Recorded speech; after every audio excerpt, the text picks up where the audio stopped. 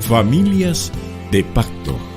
El matrimonio, con sus bendiciones y desafíos, es un pacto de amor a través del cual, como familia, nos disponemos a regresar el orden de Dios a nuestros hogares para ser bendecidos mutuamente y honrar al Señor.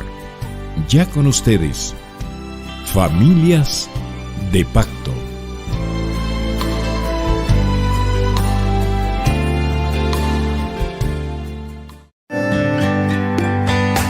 Bienvenidos al segmento Conexión Bíblica, un breve acercamiento a las Sagradas Escrituras para su mejor comprensión.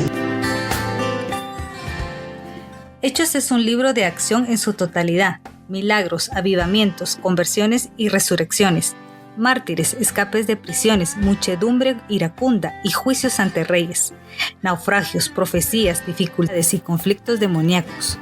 Es un libro acerca de la gente. Los 75 personajes incluidos son apóstoles, evangelistas y laicos, sacerdotes, reyes y gobernantes, esclavos, carceleros y prisioneros. Es un libro que habla del crecimiento de la iglesia. Hechos comienza con una iglesia tan pequeña que podrían haberse reunido en una habitación. Termina con una iglesia que se propagó hasta el centro del Imperio Romano. Comienza con una iglesia judía local de una sola lengua y cultura. Termina con una iglesia internacional de muchas tribus, lenguas y culturas. Más que todo, Hechos es un libro sobre el Espíritu Santo. Él continúa con la obra que Jesucristo empezó en la iglesia. Se estima que el libro de los Hechos fue escrito en el año 63 después de Cristo y fue escrito por el autor Lucas. Cuando Lucas escribió Hechos, no le puso ningún título. Aproximadamente 150 años después de Cristo, los creyentes empezaron a llamar el libro de Lucas Hechos de los Apóstoles. Probablemente los creyentes escogieron este título porque el primer capítulo menciona los nombres de los apóstoles en Hechos 1:13. Pero a medida que se avanza en la lectura de Hechos, nos podemos dar cuenta de que no se vuelve a nombrar la mayoría de los apóstoles. Después de Hechos capítulo 1, los únicos mencionados son Pedro, Juan, Santiago y Pablo. En Hechos capítulo 1 al 12 se enfoca en Pedro y en Hechos 13 al 28 se destaca a Pablo. Es bueno saber las razones por las cuales Lucas escribió Hechos. Primero, Hechos sirve como un puente entre los evangelios y las cartas de Pablo. Segundo, Hechos nos enseña cómo creció la iglesia en número y en nuevos lugares, cultura y en teología. Tercero, Hechos explica y defiende la iglesia. Cuarto, Hechos sirve como una guía de fe y conducta.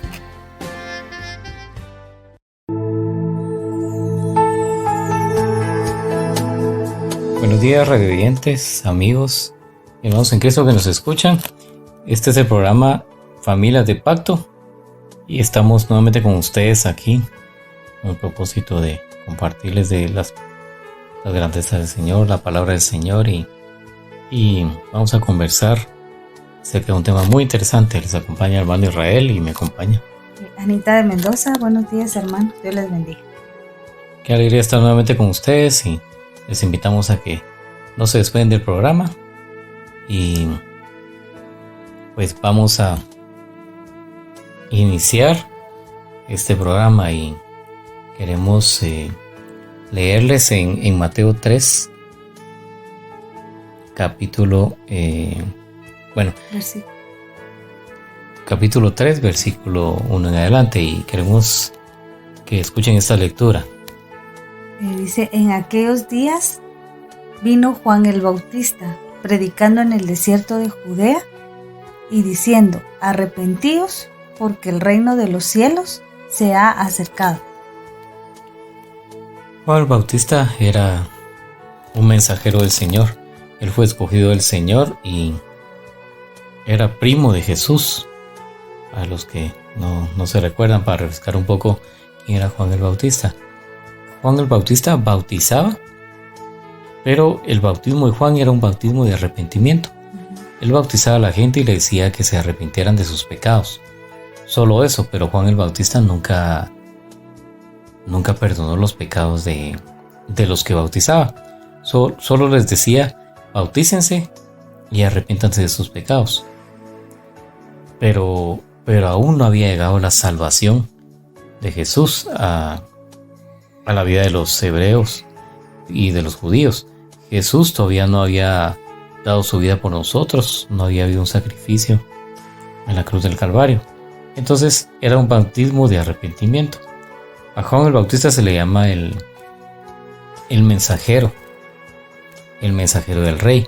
Y vemos que tanto en el Evangelio de Mateo, Marcos y Lucas se menciona sobre este evento, en donde Juan dice, en aquellos días, ¿verdad? Estábamos leyendo, Juan el Bautista dice la palabra que predicaba en el desierto de Judea y decía, arrepiéntanse, decía, porque el reino de los cielos se ha acercado. Cuando nosotros escuchamos el reino de los cielos se ha acercado, ¿a qué nos referimos? El Señor siempre, cuando estuvo aquí en la tierra, el Señor Jesús, Él sanó enfermos, liberó a los cautivos, echó fuera demonios, hizo muchos milagros y sanidades. El Señor lo que desea es que tengamos nosotros bienestar, que tengamos bendición y que nosotros vivamos una vida plena en Cristo Jesús. Pero es necesario que nosotros tengamos a Cristo en nuestro corazón para que nosotros podamos tener esa vida que el Señor desea. Pero el primer paso para vivir esa vida plena en Cristo Jesús y que vivamos en comunión con Él es arrepentirnos. El arrepentimiento no solo tiene que ser algo como confesar nada más a Cristo, sino que también debemos nosotros de tener un cambio en el Señor, ¿verdad? Porque no es solo venir y decir me arrepiento de lo que hice hoy, sino que debemos de ver ese cambio. Y mucha gente a veces piensa que solo con arrepentirse ya cumplieron y sus pecados les son perdonados, pero no es así. O sea, debemos de vivir una vida en la que se vea ese fruto de arrepentimiento. Sí, tiene que haber una transformación y tiene que haber un cambio en nuestro actuar, ¿verdad? No podemos seguir en lo mismo que hacíamos antes de conocer al Señor, de conocer la verdad. Pero para que haya un cambio en nuestro accionar, debe de haber un cambio en nuestra actitud.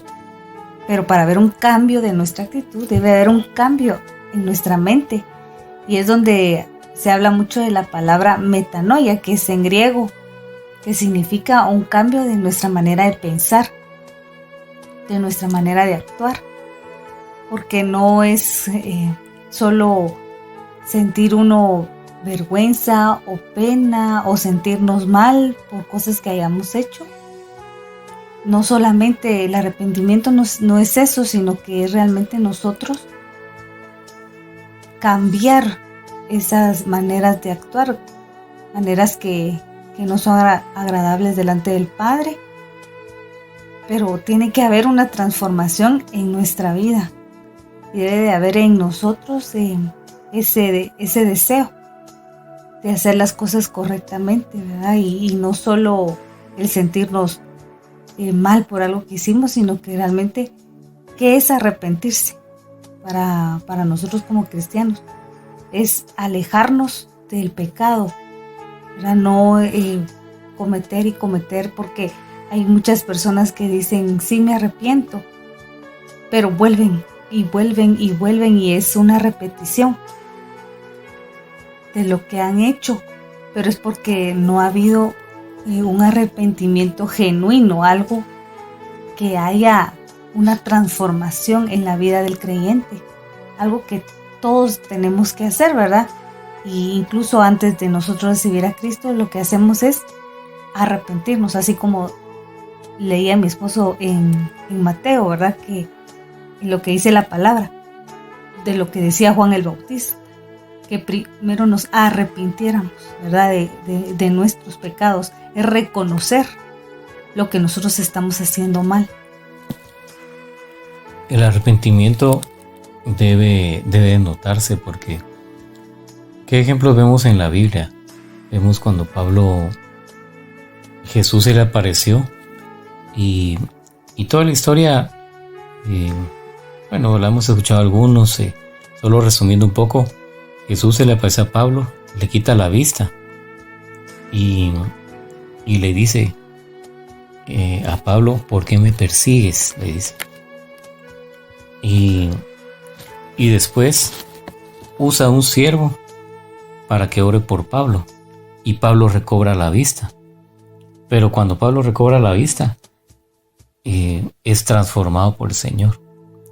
Y entonces Pablo perseguía a la iglesia, perseguía a los cristianos, era perseguidor de la iglesia. Y después de esa revelación, él ya no persiguió a la iglesia, él cambió y tuvo un arrepentimiento genuino. Otro ejemplo que se cita es Zaqueo. Zaqueo le robaba a la gente, era una persona a la cual la gente no le agradaba porque era ladrón. Después de eso, Pablo cambió su manera de pensar y cambió su manera de actuar. Y por lo tanto, ¿qué obtuvieron estos hombres? Obtuvieron la salvación del Señor. Sí, a mí me llama mucho la atención cuando la Biblia habla de Zaqueo, porque ahí sí nosotros podemos ver esa transformación genuina de ese varón, ¿verdad? Porque él era cobrador de impuestos, y no solo era eso, sino que era jefe de cobrador de impuestos. Era odiado por la gente porque cobraba de más de lo que tenía que hacer. Por eso dice mi esposo, ¿verdad? Era un ladrón porque los cobradores de impuestos cobraban más de lo que la ley exigía y se lo quedaban, y por eso eran ricos, ¿verdad? Pero por dinero ilícito.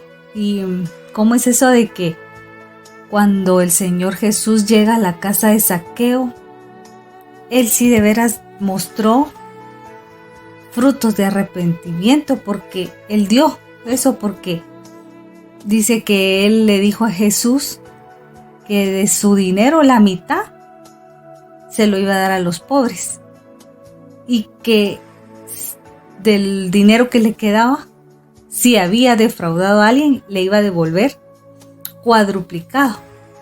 Y la ley judía exigía que cuando era un dinero así por fraude, restituyeran la quinta parte, ¿verdad? Que si nosotros hacemos en porcentaje sería como el 20%.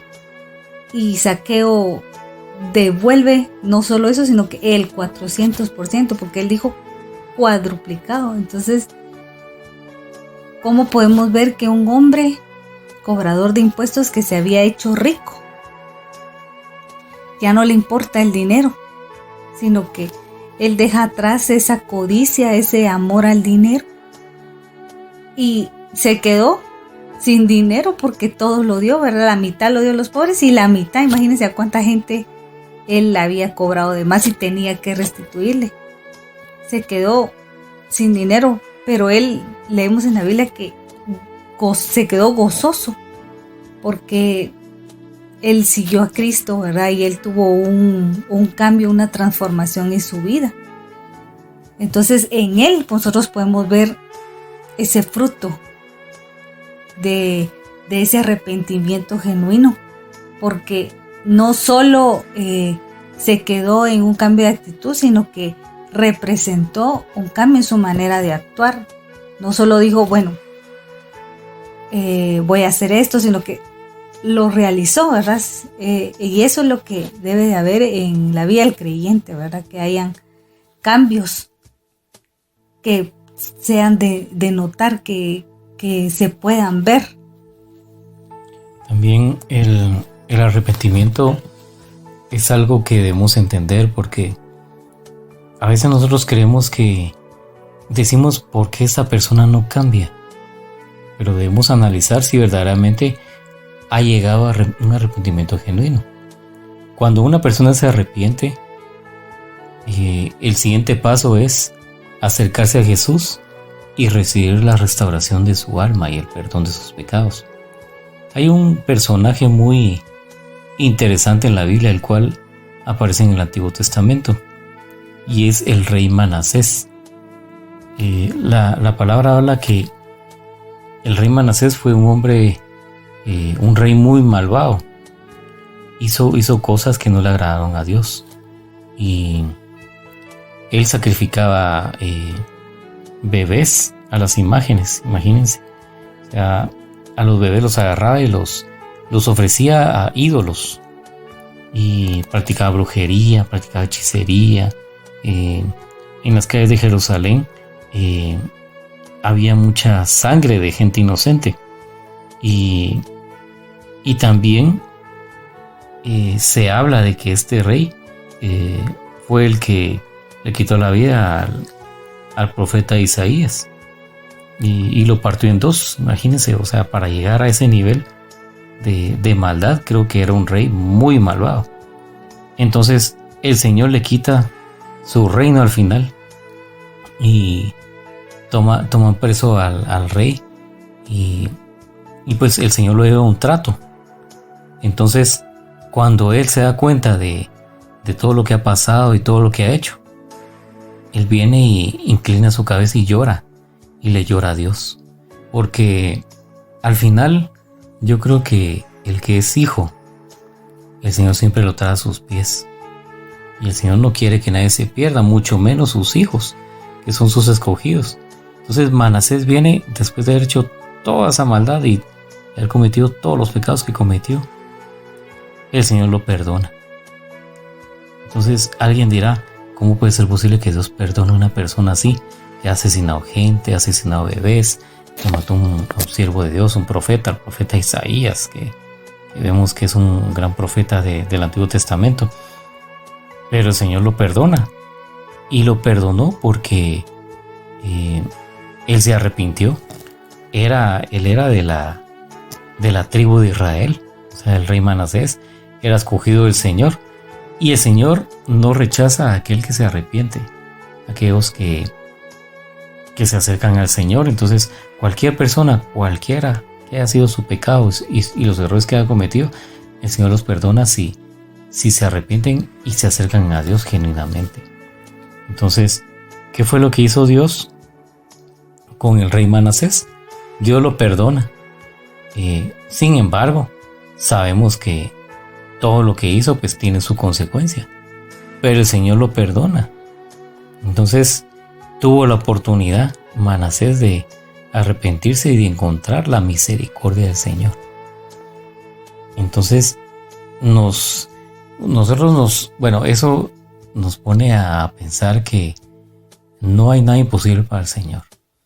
Uno puede decir de algunas personas que quizás tal vez están desahuciados de la sociedad, personas que han cometido muchas maldades y muchos crímenes, pero aún así el Señor los recibe con los brazos abiertos y ellos se arrepienten. Entonces no debemos menospreciar ese poder del Señor. El Señor perdona los pecados de aquel cuya transgresión pues ha sido expuesta delante de Él. Dice su palabra que nos acerquemos confiadamente ante el trono de la gracia para recibir gracia y su favor. Lo dice en el Nuevo Testamento. Entonces nosotros debemos de creer eso. Quizás nosotros tal vez no hemos llegado al punto de hacer lo que hizo el rey Manasés, pero sí hemos cometido errores. Entonces lo que nos invita el Señor es a que nos acerquemos a Él, a que nos arrepintamos y a que busquemos su misericordia. Las palabras de Juan el Bautista fueron al inicio: arrepentíos, porque el reino de los cielos se ha acercado. ¿Cuál era el reino de los cielos? El Señor quería que tuviéramos salud, tuviéramos paz, tuviéramos prosperidad, pero cuando hablo de prosperidad no me refiero al dinero, sino que me refiero a tener en nuestra alma salud, a que tengamos reposo en el Señor. No hay nada mejor que vivir tranquilo y no pensar en que el día de mañana todo lo que tenemos, todas las riquezas que tenemos las vayamos a perder o que nos las vayan a arrebatar. Por eso Jesús dijo en los evangelios, dando a entender a una persona que trabajaba mucho, en una parábola, que trabajaba mucho por su por sus pertenencias. Y le dijo, no sabes si el día de mañana morirás y otro te arrebatará todo el trabajo que hiciste de tu vida. Entonces, a lo que se refiere el Señor es a que pensemos bien en nuestras prioridades y que hagamos lo que tengamos que hacer, pero en su orden. Por ejemplo, ¿qué es lo que tenemos que hacer nosotros en nuestra vida ahora? Tenemos que buscar al Señor. El Señor decía, donde está tu tesoro, ahí estará tu corazón. ¿Qué es lo que nosotros pensamos día a día? ¿Cómo es que vivimos? ¿Qué es lo que hacemos? Todo lo que hagamos tiene su consecuencia y lo acabamos de exponer. El ejemplo más claro fue el rey Manasés. Yo creo que en el caso de Zaqueo hubieron consecuencias. ¿Qué consecuencias creen ustedes que hubieron? La gente no confiaba en Zaqueo porque era un ladrón, porque recaudaba impuestos y le robaba a la gente. Entonces él tuvo que ganarse la confianza de la gente otra vez y comenzó a ayudarlos y a devolverles lo que había robado. Entonces, pero eso no fue de la noche a la mañana, no fue porque la gente dijo Jesús comió con Zaqueo y Zaqueo ahora es diferente. Él tuvo que ganarse otra vez la confianza de la gente. En el caso de Pablo igual. En la historia de la conversión del Pablo se habla de que no confiaba en él porque muchos decían de que él había asesinado a la iglesia, a los cristianos, y no muchos estaban convencidos de él hasta que lo miraban hablando verdaderamente y él hablaba públicamente de Cristo. Entonces empezaron a creer, pero no fue de la noche a la mañana, tuvieron que ganarse ese lugar. Entonces, pero no es imposible. En el caso de Manasés, se arrepintió.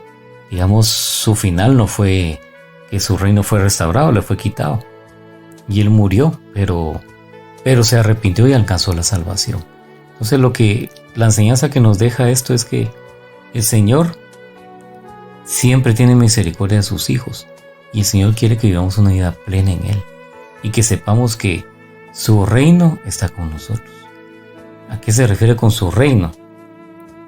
Nosotros debemos de buscarle a Él, de leer su palabra, de servirle en lo que nosotros podamos servirle, de que nosotros le busquemos a Él mientras podamos. Dice su palabra, buscad al Señor mientras pueda ser hallado.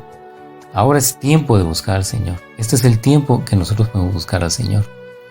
Ya pasamos una época de pandemia de 3 años. Otra vez el Señor nos está dando la oportunidad de congregarnos, de ir a su casa a buscarlo, de otra vez reunirnos en los discipulados. Si alguno de ustedes no tiene un discipulado, puede abocarse al departamento de discipulados o al departamento de matrimonios, ¿verdad? Para ubicarlo en un discipulado en el área de la capital. Pero siempre hay un lugar donde podamos buscar al Señor. Entonces, los animamos a que busquemos al Señor, porque ¿cómo es que el arrepentimiento llega a nuestra vida? Cuando nosotros cometemos un error, a veces se cometen errores y uno está como que dormido, como que uno no tuviera conciencia de lo que hizo, pero el Señor lo redarguye a uno y su Espíritu Santo lo redarguye a uno y le hace ver los errores que uno cometió. Y el Señor trabaja de maneras diferentes. En el caso de Zaqueo, el Señor llama a Zaqueo y le dice, quiero ir a tu casa. Y Zaqueo sabe que él no es digno. Yo me pongo a pensar, ¿qué pasaría si Jesús me dice un día a mí, mira, quiero ir a tu casa? ¿Qué haríamos? ¿Qué harían ustedes? O sea, alguien puede decir, lo primero que haría es ir a limpiar la casa y a limpiar los baños. Ir a ordenar. Ir a ordenar y esconder los chunches. Pero imagínense, estando ahí, ¿será que vamos a fingir ser como somos estando en la casa? La familia sabe cómo somos. Jesús lo conoce todo. Y Jesús creo que estaría con nosotros y se pondría a platicar con nosotros. Pero Él sabe cómo somos nosotros. Pero ¿qué le preguntaríamos a Jesús si Él si Él decide ir a nuestra casa y se aparece y nos dice, mira, quiero ir a tu casa, y primero le preparamos la mejor habitación, lo atendemos bien, tratamos de darle la mejor comida, pero eso no basta, porque importa más hablar con el Señor, conocerle y saber qué piensa Él. Yo creo que nos pondríamos a hablar con el Señor y a decirle cómo podemos vivir mejor y cómo podemos alcanzar la salvación. Y se nos olvidaría quizás las cosas materiales, porque el Señor Jesús, cuando anduvo en su ministerio, Él mismo lo dijo, que Él no tenía, el Hijo del Hombre no tiene donde reposar su cabeza. O sea, el Señor andaba en su ministerio, pero no tenía propiedades o una casa en donde habitar. Él iba de un lugar a otro. Esa fue la vida de su ministerio. Y alguien dirá, bueno, ¿y cuando era niño? Digamos, cuando era niño andaba con sus padres. No se habla mucho de su historia, pero ya en el transcurso de su ministerio, Él andaba de un lugar a otro predicando el evangelio. Fue un misionero, fue un evangelista. Era el Hijo de Dios y Él quería anunciar las buenas nuevas. Volviendo al tema de qué pasaría si Jesús va a nuestra casa. Pongámonos a pensar, ¿qué haríamos nosotros? ¿Qué le preguntaríamos? Y como Él lo conoce todo, ¿qué le diríamos? Él nos dice, mira, ¿te acordás que lo que estás haciendo no es bueno? Lo que hiciste no era bueno, no has arreglado esto. El Señor, cambiaríamos, ¿verdad? Así como Zaqueo. Ajá, o en el caso de Zaqueo, ¿Qué cambiaríamos? que él sabía qué tenía. Y el mismo Zaqueo le dijo, Señor, voy a devolverle hasta 3-4 veces lo que he robado a los pobres. Porque Zaqueo sabía lo que había hecho, imagínense. No podía ocultársele al Señor. Entonces Zaqueo vio y dijo, qué privilegio para mí, haber dicho Zaqueo, que el Señor Jesús vaya a mi casa siendo ya un pecador. Se haber sentido indigno, se haber sentido no merecedor. Y se arrepintió y alcanzó el perdón de sus pecados y la salvación. Muchas veces uno tiene que perder ciertas cosas para alcanzar la salvación. Y a veces es duro, pero tenemos que estar conscientes de que el Señor quiere que estemos limpios en nuestro corazón. Sí, y no solo Él alcanzó salvación, ¿verdad? Sino que también los de su casa, porque dice en Lucas capítulo 19, versículo 9, dice, Jesús le dijo, hoy ha venido la salvación a esta casa, por cuanto Él también es hijo de Abraham, ¿verdad? Entonces la pregunta ahorita sería, ¿le hemos pedido al Espíritu Santo que nos examine en nuestro interior, que examine nuestro corazón? ¿Habrá algo en nuestra vida de la cual nosotros tenemos que arrepentirnos, así como le pasó a Zaqueo, ¿verdad? A Pablo, al apóstol Pablo. ¿Será que hay algo en nuestra vida que está afectando en nuestra familia, por ejemplo, ¿verdad? ¿Será que hay algo de lo cual nosotros tenemos que arrepentirnos? Tal vez de la forma en cómo tratamos a nuestro cónyuge, si no estamos respetándolo o respetándola. ¿Será que no estamos provocando nosotros a nuestros hijos, exasperándolos? ¿Verdad? ¿Será que nosotros estamos, las mujeres, sujetándonos, ¿verdad?, al varón de nuestra casa, nuestro cónyuge? ¿Será que el esposo está tratando como a vaso más frágil a la esposa o no lo está haciendo, ¿verdad? Entonces nosotros creo que sí tenemos que pedirle, ¿verdad?, al Espíritu Santo que nos examine, ¿verdad? Si hay algo en nosotros de lo cual tenemos que arrepentirnos y que o a veces miramos las cosas y no actuamos diferente, ¿verdad? Sabiendo que no es lo correcto, ¿verdad? Porque el Espíritu Santo, como decía mi esposo, realmente es el que lo redarguye a uno, ¿verdad? Y uno como hijo del Señor tiene el Espíritu Santo y cuando uno hace algo incorrecto se siente uno mal, ¿verdad? Pero a veces no queremos escucharlo o no queremos obedecerle, ¿verdad? Sino queremos actuar con nuestros propios medios, con nuestro propio pensamiento. Y tal vez hay cosas de las cuales en casa hay que arrepentirnos en nuestro interior, o será que está en orden nuestro hogar, están en orden nuestros hijos. Hay muchas cosas que todavía el Espíritu Santo tiene que limpiar en nosotros, ¿verdad? Por eso es este tema, para que nosotros hagamos conciencia si hay algo todavía de lo cual nosotros tenemos que ser transformados, ¿verdad? Pero para ser transformados debe de haber realmente un arrepentimiento, un reconocer de que algo estamos haciendo mal. Hay ciertas cosas que nosotros debemos cambiar. Dice en 2 Timoteo 2:19, oigan bien lo que dice ese versículo, dice 2 Timoteo 2:19, no obstante, el sólido fundamento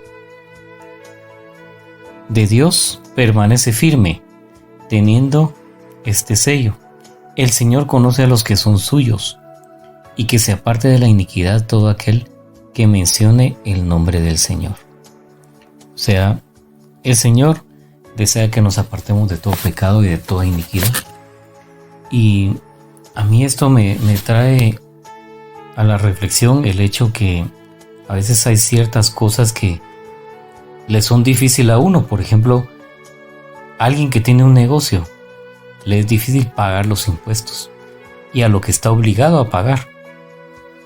Por ejemplo, alguien que tiene un negocio y tiene personas a las cuales tiene que pagarle su salario, se los paga, pero también tiene que pagar ciertas obligaciones, como el impuesto ISR, por ejemplo, o el IX.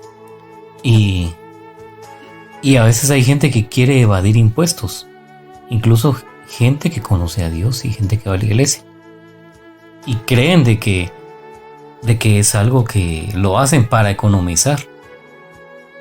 Pero incluso el Señor no se agrada de eso, porque el Señor quiere que seamos legales en todo. Entonces, yo sé que no es fácil para un empresario, un comerciante, pagar sus impuestos, porque es bastante, y muchos dicen es que los impuestos se los roban. Digamos, yo lo diría de otra manera.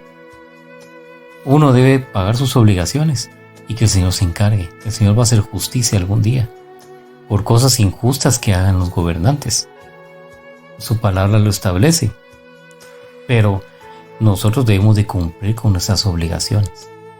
No debemos de ser malos ciudadanos. Eso es lo que debemos de hacer. Cuando el Señor dice que nos apartemos de toda iniquidad, y el Señor dice que conoce a sus hijos, es porque el Señor nos conoce y el Señor sabe quiénes somos. El Señor sabe de qué tenemos necesidad, pero también Él desea que hagamos lo correcto, que no nos desviemos del camino. Y ese es un ejemplo que les doy, porque yo sé que hay gente que es tentada para evadir impuestos y hacen lo imposible por no querer hacerlo, porque sí es bastante. Yo sé que es bastante el impuesto que pueden pagar. Es un ejemplo el que estoy dando. No estoy diciendo que los cristianos no pagan, pero puede pasar, o alguien puede ser tentado por eso. Y cuando hablo de tentación, es cualquier tipo de tentación. Entonces puede que alguien sea tentado con dinero. Alguien tal vez trabaja en un banco y es cajero de un banco, o maneja ciertas finanzas y maneja ciertas transacciones. Puede ser tentado viendo el dinero.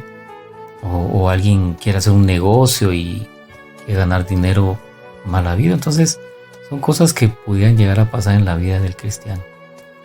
Pero el Señor, ¿a qué nos insta? A que nosotros mantengamos una vida fuera de la iniquidad. ¿Qué es la iniquidad? ¿Qué es lo que dice el Señor que es iniquidad? La iniquidad es cuando el pecado nos alcanza.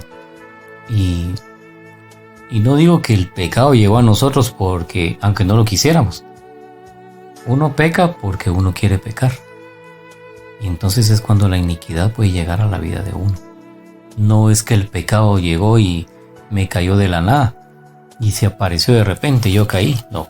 La palabra dice que cada quien es tentado por su, ¿cómo dice ese versículo? Propia concupiscencia. Por su propia concupiscencia. Quiere decir que cada uno de nosotros es tentado. La tentación está ahí y el enemigo la pone. De nosotros depende si caer o no en la tentación. Pero cada uno es tentado por su propia responsabilidad. Lo diría de esa manera también. Entonces somos responsables de nuestra vida cristiana y a veces nosotros contristamos al Espíritu Santo. Pero entonces el Señor viene y nos recuerda y nos dice, y se lo voy a leer otra vez. Dice Mateo 3 del 1, ¿verdad? Dice: en aquellos días vino Juan el Bautista, predicando en el desierto de Judea y diciendo: arrepentíos porque el reino de los cielos se ha acercado. El 3 dice, Léelo. pues este es aquel de quien habló el profeta Isaías cuando dijo: voz del que clama en el desierto, preparad el camino del Señor, enderezad sus sendas. Y hay otras cosas que muy interesantes que dice este capítulo, y les invitamos también a que lo lean, porque dice lo que leyó Anita. Dice: pues este es aquel de quien habló el profeta Isaías cuando dijo: voz del que clama en el desierto, preparad el camino del Señor, enderezad sus sendas. Y después dice el versículo 7 dice: al ver él que muchos de los fariseos y de los saduceos venían a su bautismo, les decía: generación de víboras, ¿quién les enseñó a huir de la ira venidera?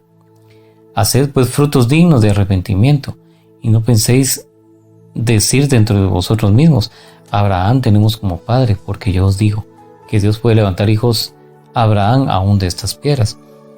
Y ya también el hacha está puesta a la raíz de los árboles. Por tanto, todo árbol que no da buen fruto es cortado y echado en el fuego. ¿Qué quiere decir eso? De que el Señor sabe quiénes son sus hijos y quiénes van a dar fruto y quiénes no. Entonces, si nosotros queremos dar fruto, debemos vivir una vida agradando al Señor. ¿Vamos a caer en el camino? Sí. ¿Vamos a cometer errores? También. Pero el Señor quiere que vivamos una vida de arrepentimiento y que se vean los frutos. Como se vio en el ejemplo que les dimos del apóstol Pablo. Él ya no siguió presidiendo la iglesia. Si Pablo hubiera dicho, por ejemplo, sí, fíjense que yo me convertí al Señor, el Señor se me apareció, y sigue persiguiendo a la iglesia, no era un arrepentimiento genuino. Zaqueo hubiera invitado al Señor Jesús y hubiera seguido robando, entonces no era un arrepentimiento genuino. Sin embargo, se vio el cambio, se debe notar el cambio. Alguien puede decir, y por eso yo no comparto el hecho que alguien diga: yo soy así, y que me aguanten como soy, porque no es así. Esa persona tiene que cambiar. Tenemos que cambiar y no decir: yo soy así, que me aguanten porque yo soy enojado, por ejemplo. No es así. Si alguien es enojado, que le pida al Señor que le quite ese enojo y que le dé paz y que le dé templanza. Entonces, que se vea el fruto del arrepentimiento. Se debe notar el cambio, aunque esa persona siga teniendo un carácter fuerte, porque hay personas que tienen el carácter muy dócil y hay personas que tienen el carácter fuerte. Pero se debe ver el cambio en ciertos aspectos de su vida, y se debe notar que esa persona es hijo de Dios y que está cambiando. Sí, porque nosotros somos luz y esa luz tiene que resplandecer en las tinieblas, ¿verdad? Pero ¿cómo va a ser eso, verdad? En la vida de nosotros como hijos de Dios, pues dando esa transformación y dándola a notar, que se vea, porque nosotros, mejor dicho, cuando uno siembra, por ejemplo, algún árbol de limón o de naranjas, uno lo siembra y lo riega y lo abona, pero tiene cuidados uno de eso que sembró, pero para ver fruto, ¿verdad? Porque por ejemplo, si es de naranjas, pues uno quiere ver naranjas. Si es de limones, pues uno quiere ver limones. Y aunque a veces lleva tiempo, pero lo importante es que dé frutos. Entonces, yo me ponía a pensar también que eso tiene que pasar en nuestra vida, ¿verdad? Porque fíjense que nosotros hace como unos no sé, unos 7 años, sembramos un limonar creo que se dice, ¿verdad? Y ahí está ustedes que no hay modo que dé limones. Ha crecido y crecido, pero no da limones, no da fruto. Y hace unos varios meses apenas 2 limoncitos y yo pues feliz, ¿verdad? Porque bueno, ya empezó esto y va a seguir, dije yo, porque así es, ¿verdad? Que cuando empiezan a dar fruto. Pero de ahí se estancó y no da frutos y entonces para uno, el que siembra, ¿verdad? Y que lo cuida y todo, y no ver unos frutos, qué tristeza, ¿verdad? El ver que a pesar de que uno tiene cuidado de ese arbolito, no pasa nada. Y luego así es el Señor con nosotros, ¿verdad? Que el Señor nos ha dado su palabra. En todo, nosotros ahora podemos escuchar prédicas y todo en nuestro teléfono, en la radio, en la televisión, y conocer la verdad, que eso es lo que quiere el Señor, ¿verdad? Que nosotros conozcamos la verdad. Pero ¿para qué va a ser eso? Es para que pues en nosotros de veras hayan cambios y no seguir iguales, ¿verdad? Porque nosotros hemos recibido a un Cristo vivo, un Cristo que para Él no hay nada imposible, que hay cosas que tal vez uno tiene arraigadas en su corazón, pero para el Señor no hay nada imposible, ¿verdad? Y es el Espíritu Santo el que debe de obrar en nuestras vidas, pero nosotros teniendo ese deseo de entregarle todo al Señor y tal vez lo que para uno es difícil cambiar, pero pedirle ayuda al Espíritu Santo, que Él es el que haga la obra en nuestras vidas y que por medio de Él nosotros podamos dar esos cambios, esos frutos que el Señor quiere de nosotros, porque espera el Señor de nosotros frutos, claro que sí, espera de nosotros cambios, ¿verdad? En nuestra vida, y cambios para que vivamos una vida en paz, próspera en el Señor, ¿verdad? Espiritualmente hablando, ahora no solo económicamente, sino que espiritualmente hablando, que nosotros seamos libres de toda esclavitud del pecado, y que nosotros podamos gozar esa vida que es en Cristo Jesús. También por último quiero compartirles, o más bien hacerles la pregunta: ¿qué diferencia hay entre arrepentimiento y confesión de pecados?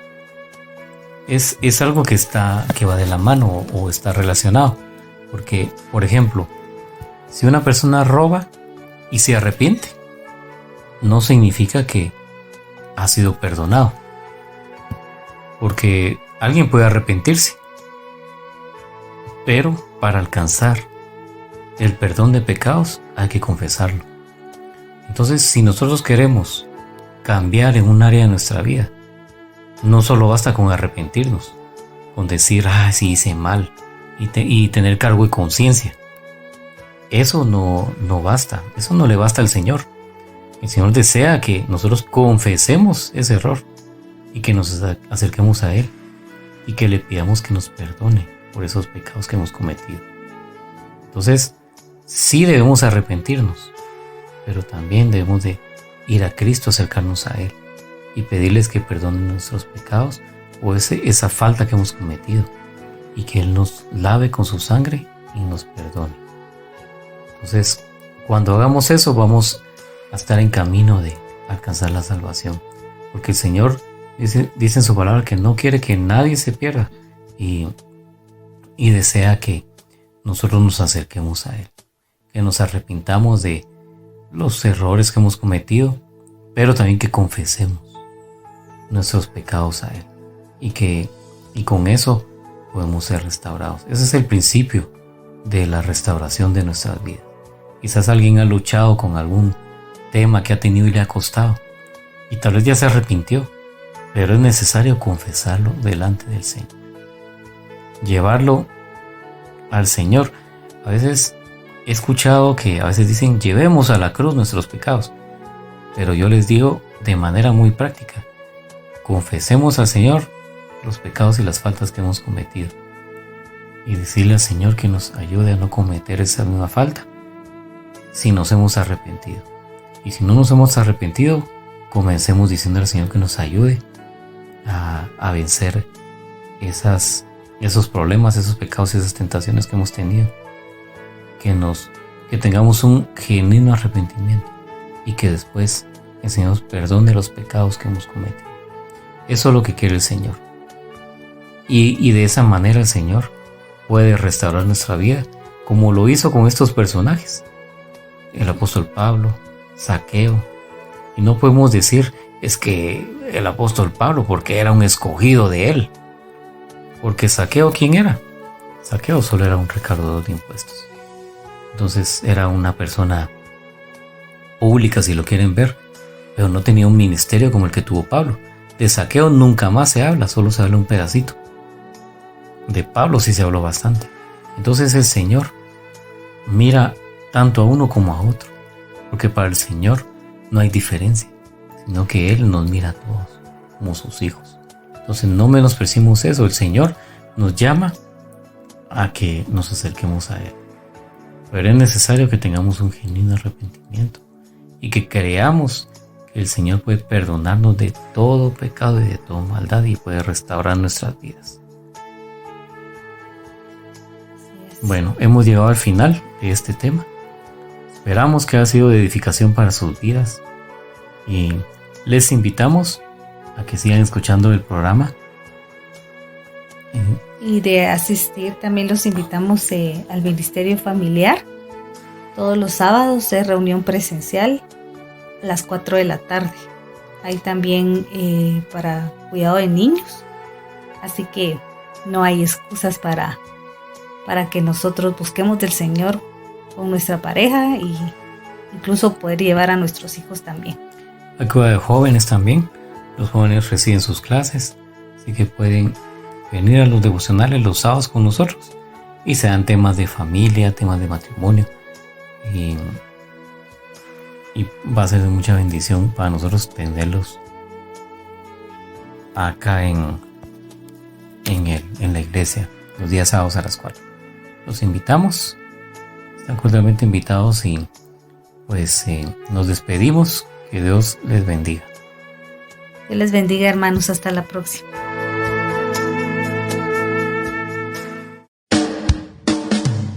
Todos los sábados a las 4 de la tarde te invitamos a participar en nuestro Servicio Familiar. La reunión es en el Salón Juvelim.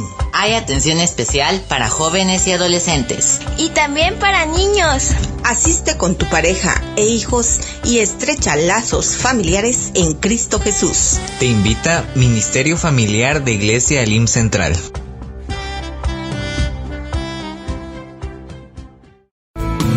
Hemos definido en nuestro corazón ser familias de pacto, porque nos debemos a un Dios fiel, que guarda el pacto y la misericordia a los que le aman y guardan sus mandamientos hasta 1000 generaciones.